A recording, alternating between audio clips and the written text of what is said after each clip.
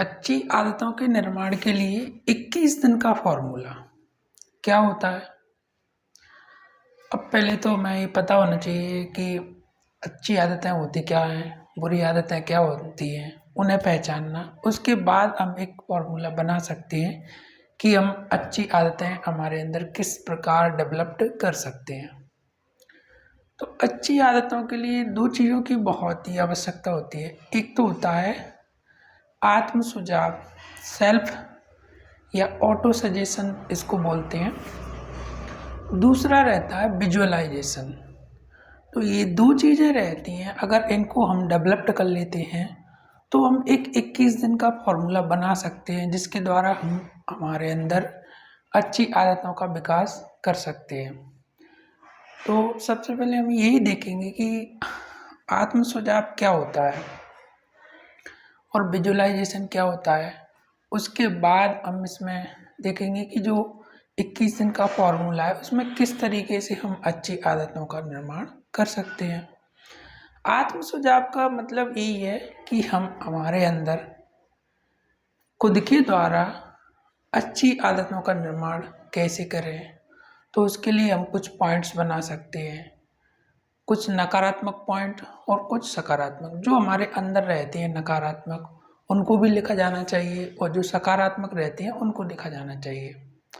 तो ये एक सेल्फ विजुअलाइजेशन मतलब आत्म सुझाव या विजुअलाइजेशन मतलब कल्पना होती है। तो एक कल्पना के द्वारा हम अपने जो सुझाव रहते हैं अच्छे और बुरे उनको लिख सकते हैं। आत्म सुझाव के बारे में मैं चर्चा कर रहा हूँ। तो आत्म सुझाव मतलब खुद का सुझाव रहता है।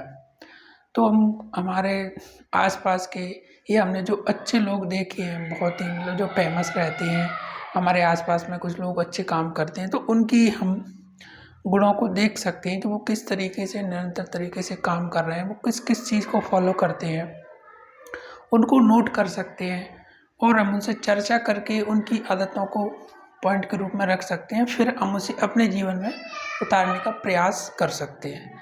तो मैं जो आत्म सुझाव की बात कर रहा हूँ उसमें दो, जैसे मैं उदाहरण के लिए कुछ पॉइंट्स बता रहा हूँ। जैसे कुछ नकारात्मक पॉइंट रहते हैं। एक तो मतलब हम इस तरीके से बात करते हैं कि मुझे ये काम अच्छे से नहीं आता, या मेरे में फुर्ती नहीं है, या फिर मेरे काम में मन नहीं लगता है। तो इस तरीके के नेगेटिव विचार रहते हैं। वही पॉजिटिव विचार, हम जो कुछ टारगेट बनाते हैं उसकी एक हमारे दिमाग में तस्वीर रखना, या फिर उसके लिए निरंतरता के लिए दूसरे लोगों को देखना कि वो किस तरीके से अपने कार्य को कर रहे हैं। तो वो हम ये पॉइंट बना सकते हैं, ये आत्म सुझाव में आता है। दूसरा विजुअलाइजेशन, कल्पना। कल्पना आत्म सुझाव में किस तरीके से सहायक होती है। मतलब किसी भी जो हमारे अंदर छवि बन जाती है, मतलब दिमाग में जो चित्र आते हैं उनको विजुअलाइजेशन बोलते हैं। अब वो चित्र क्या है, नेगेटिव भी हो सकते हैं, पॉजिटिव भी हो सकते हैं। तो हम जो करना नहीं चाहते उसके विचार हमारे दिमाग में आते हैं, उनको हम बोलते हैं नेगेटिव। और पॉजिटिव जो हम करना चाहते हैं और उसी के विचार अगर हमारे अंदर आ रहे हैं तो उसको पॉजिटिव विजुअलाइजेशन बोलते हैं। तो दो चीज़ें मैंने आप लोगों को बताई, एक आत्म सुझाव और एक विजुअलाइजेशन। अब इनको हम हमारे जो 21 दिन का फॉर्मूला उसमें किस तरीके से फॉलो कर सकते हैं, तो इनको कुछ उदाहरणों के द्वारा देखेंगे। देखो, आत्म सुझाव होता है एक, जैसे मान के चलो आपको कहीं जाना है घूमने के लिए, एक टाइम आपने फिक्स कर लिया कि मुझे सुबह 8 बजे ट्रेन से जाना है, ठीक है। और आपकी आदत है सुबह 9 बजे उठने की, मतलब उठते नहीं है लेकिन आपको एक बार मतलब उठना है क्योंकि सुबह जाना है आपको। तो इसके लिए आप क्या करते हैं, या तो आप अलार्म लगाते हैं, ठीक है। मान के चलो अगर आप अलार्म नहीं लगाते हैं और आप क्या है सुबह उठना चाहते हैं 7 बजे या 6 बजे, तो आप क्या करते हैं, अपने दिमाग में एक बोलते हैं कि मतलब मुझे सुबह 6 बजे उठना है। तो ये इसको क्या बोलते हैं, आत्म सुझाव। मतलब सोने से पहले हमने बोल दिया तो वो क्या करेगा, एक एहसास, और ये चीज़ हमारे दिमाग में चलती रहेगी और उसके द्वारा सुबह हमें मतलब उठा देगी वो, मतलब एक, इसी को आत्मसात बोलते हैं।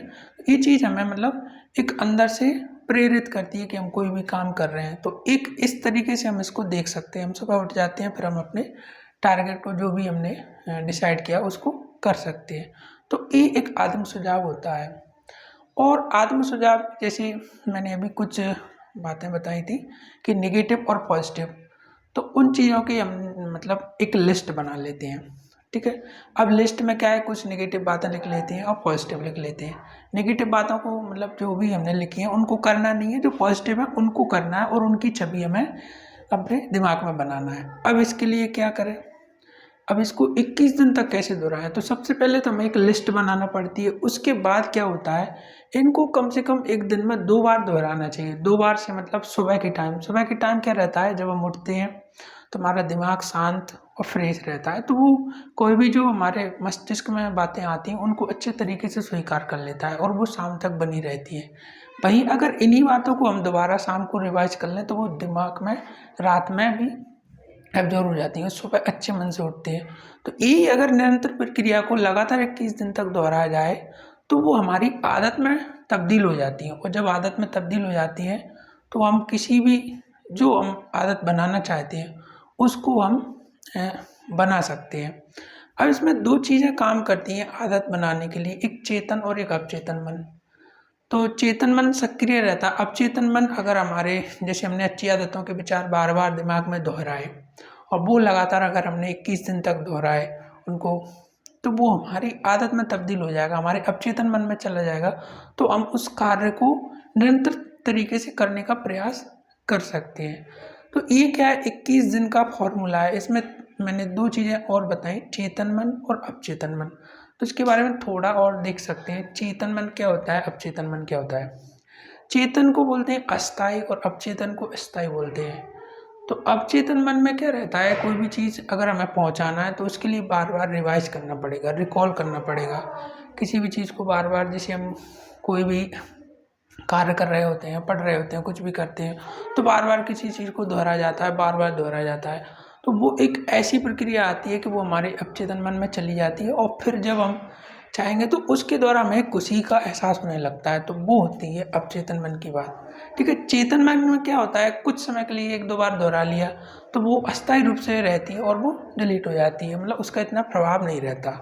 तो अगर हमको आदत का निर्माण करना है, अच्छी आदतों का निर्माण करना है, अच्छी आदतों से मतलब कि हम जो टारगेट प्राप्त करना चाहते हैं, कोई भी जो गोल जिसने बनाया है, तो उस गोल के लिए क्या क्या चीज़ों की आवश्यकता होती है।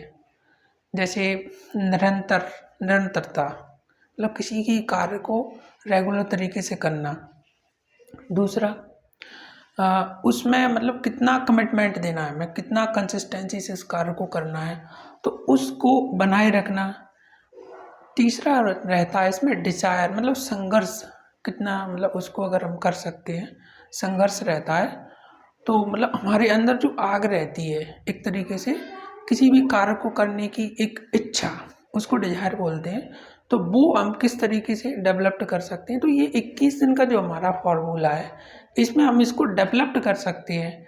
और इस आदत को अगर बार बार दोहराएंगे तो निरंतर तरीके से अगर हम देखें तो इस फॉर्मूले का उपयोग करके हम अच्छी आदतों का निर्माण कर सकते हैं। अब अच्छी आदतें मतलब हमेशा अनुशासन से बंधी रहती हैं और इनको फॉलो करना बड़ा मुश्किल होता है, लेकिन अगर फॉलो कर लेते हैं तो ये बहुत आगे के लिए हमारे लिए फ़ायदेमंद होती है। अब देखो, इनको फॉलो करना कितना मतलब लगता आसान है लेकिन करना बड़ा मुश्किल हो जाता है। क्यों? क्योंकि लगातार करना है 21 दिन तक और बार बार दोहराना है, और ये जब चीज़ हमारे मस्तिष्क में पहुंच जाती है तो हम उसे आसानी से कर सकते हैं। एक उदाहरण के द्वारा मैं मतलब बताना चाहूँगा कि जो चेतन मन और अवचेतन मन की अवस्था रहती है वो आत्म सुझाव में किस तरीके से कारगर हो सकती है। जैसे किसी के माँ बाप हैं और उनका एक बच्चा है, कोई भी उदाहरण के लिए ले लीजिए, तो उनका जो बच्चा है वो रोज़ ही मतलब एक अच्छा बच्चा है और रोज़ क्या है मतलब अपने टाइम पर घर आ जाता है। टाइम पर मतलब जो भी उनका टाइम होगा 9 बजे लगभग रात के। लेकिन अगर मान लो कहीं वो अकस्मात किसी कारणवश 9 बजे ना आ पाए, अगर वो बहुत लेट हो जाए 10-11 मान लो 12-1 बज जाए, तो उनके माँ बाप के दिमाग में विचार मतलब क्या आता है, 2 तरह के विचार आते हैं, एक तो नेगेटिव और पॉजिटिव। लेकिन ये एक तरीके से इसको विजुअलाइजेशन बोलेंगे, कल्पना।